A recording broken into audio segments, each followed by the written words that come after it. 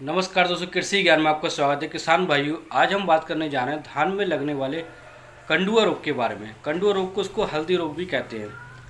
किसान भाइयों, अगर आपने हमारे चैनल को सब्सक्राइब नहीं किया तो सब्सक्राइब जरूर कर लें ताकि आपके पास हमारे वीडियो का नोटिफिकेशन पहुंच सके।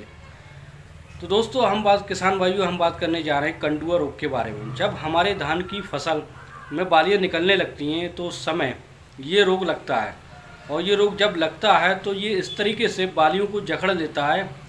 कंडुआ रोग इस तरीके से बालियों को जकड़ लेता है कि उसकी पैदावार लगभग 20% कम हो जाती है। धान की पैदावार को 20% कम कर देता है।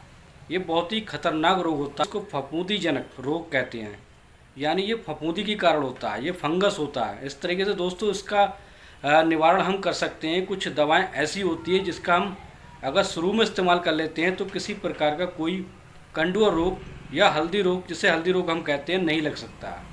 इस तरीके से हम अपनी धान को सुरक्षित कर सकते हैं। दवा के प्रयोग करने से पहले हम जान लेते हैं कि इसके लक्षण क्या होते हैं और ये क्यों लगता है। किसान भाई, जब हम धान के बीज का हम उपचार नहीं कर पाते हैं, अगर हमें बीज की जब हम नर्सरी डालते हैं, धान की बीज की जब नर्सरी तैयार करते हैं, उस समय हमें बीज का उपचार करना चाहिए। फंगिसाइड होते हैं उसका बीज का उपचार हमें करना चाहिए, जिसमें कार्बोनडाजिम मैनकोजेब होता है, उसका हम उपचार कर सकते हैं। अगर हम उसके साथ इसका उपचार करते हैं तो ये फंगस बहुत ही कम लगते हैं। और ये इसका लगने का कारण एक और होता है किसान भाई, ये 25 से 30 डिग्री सेंटीग्रेड जब टेम्परेचर होता है तभी ये कंडुआ रोग ज़्यादा लगता है।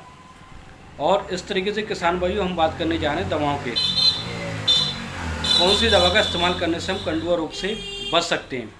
किसान भाइयों, सबसे पहले हम बात करते हैं कि जिससे एजोस्टिस्टोबिन प्लस टैबुकोनाजोल होता है, जिसकी हम डोज की बात करें 200 ग्राम प्रति एकड़ के हिसाब से हम घोल बना कर स्प्रे कर सकते हैं। ये इसका प्रयोग करने के साथ ही ये फफूंदीजनक रोग होते हैं, जैसे कंडुआ रोग होते हैं, ये बिल्कुल समाप्त हो जाते हैं, 90 से 100% तक ख़त्म हो जाते हैं किसान भाइयों। और इसके बाद दूसरी दवा जो आती है उसको हम कह सकते हैं किसान भाइयों हेक्साकोनाजोल या प्रोपिकोनाजोल।